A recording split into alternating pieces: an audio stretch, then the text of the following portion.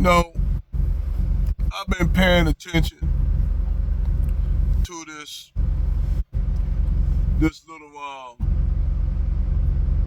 Somali chick. I don't know what city she was in, but I guess she got a pumpkin head. Like Crimson said, a pumpkin head for being off the doing some dumb crap. But she tried to make it look as though she was all innocent.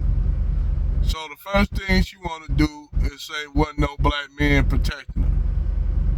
First of all, this woman was going around doing all kind of outrageous shit, operating doing all kind of shit that most Somali women don't get out of character like that. But she's an anomaly.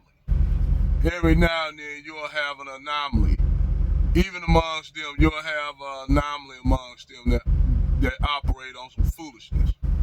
So, what this little Somali chick was indoctrinated by the sisterhood, the hyena sisterhood in America. And she was indoctrinated in ghetto hood rat culture. Now, this is a rarity amongst most Somalis. Even though most Somalis, not all, but most Somalis don't see themselves as black, which I understand because black is a social construct. I don't even know why so-called black Americans consider themselves black, but we all know what a lot of Somalis go with that shit. They want to go say, well, I'm different from all the other African groups. We different because we somehow, we somehow look phenotypically a little different. But nevertheless, most Somalis don't identify as black. Which, like I said, I understand it. But a lot of them, you have some of them that come over here, and not all, but some of them get indoctrinated in the hood street culture. You have that in California, where you have Somali, Ethiopian, and Eritrean young youth join Crip and Blood gangs. You have that. You will have that because, you got to keep in mind, a lot of them came over here from war-torn Somalia, and you had a lot of women whose husbands were widows. They were widows, and their husbands was killed in a fighting in Somalia. So a lot of times those women escape over here and they bring their children. So they are raised in pretty much a single household, even though their mother, her husband probably was killed, but a lot of them have uncles and other relatives, you dig? But some of them, they come over here and they get indoctrinated.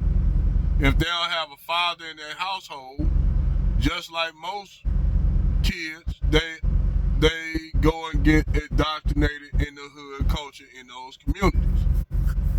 Well, she's one of those type of girls that got adopted into the hood ratchet lifestyle of the so-called black American woman. And she even took up the mannerisms of way black American women talk and do shit.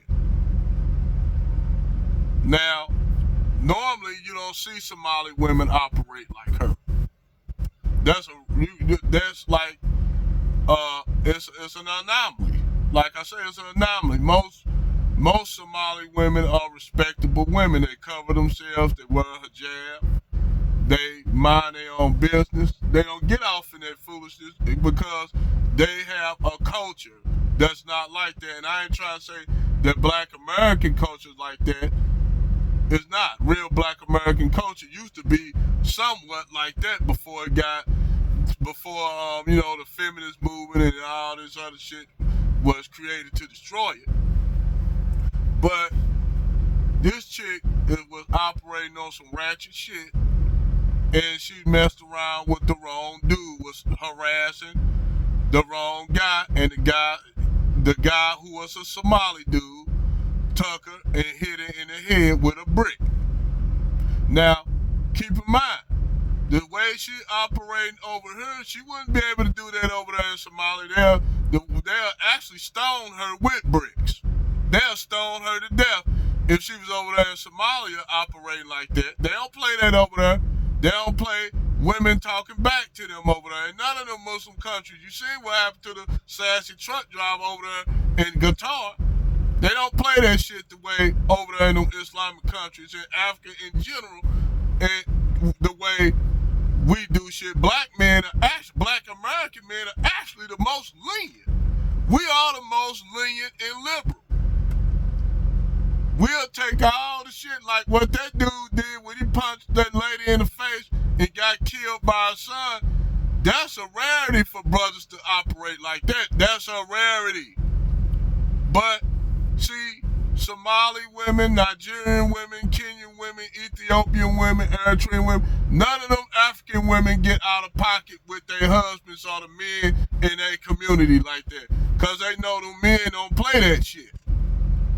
But see, black women over here can get all kind of shit, get up in a brother's face, and now a lot of times brothers will walk away. See, that's how a lot of you black women over here don't know how blessed you all are, because y'all will go over there and get with African men like O'Shea Duke did. A lot of them point that out. Where you black American go over there and get with Kenyan and Nigerian men, y'all call y'allself getting sassy, and he smacked the shit out y'all, beat the shit out y'all ass, then all of a sudden y'all want to come back. You know? But yeah, them men don't operate over there. And that dude, she got hit by a Somali dude. Now, is black American men responsible for her and responsible for defending her? No, we are not. That's her community. The men of her community supposed to protect her. Because last time I checked, a lot of them, not all, a lot of them Somalis don't say themselves as black. So that's not black American men responsibility. That's Somali men responsibility. Same thing if she was a Nigerian woman getting out of pocket. If Nigerian check her ass to do some shit like that, that's not black American men problem. That's Nigerian men. Jamaican, same thing. That's their men, that's their women of their community. They deal with it. That's not our job to come and defend that woman. That's the Somali, and for obvious reasons, the men didn't defend her of her community. So hey, don't put that shit on black American men. That ain't our job to defend her. She out there out of pocket. So that what dude did, she was out of pocket with him, harassing him, insulting him, and hey, that nigga hit her in the head with a brick. That's what happened. So a lot of black women got mad at that. These women they don't normally recognize themselves as even black. In other words, normally Somali women don't even operate like a lot of y'all black American women do. That's an anomaly. She's an anomaly. But hey, I digress.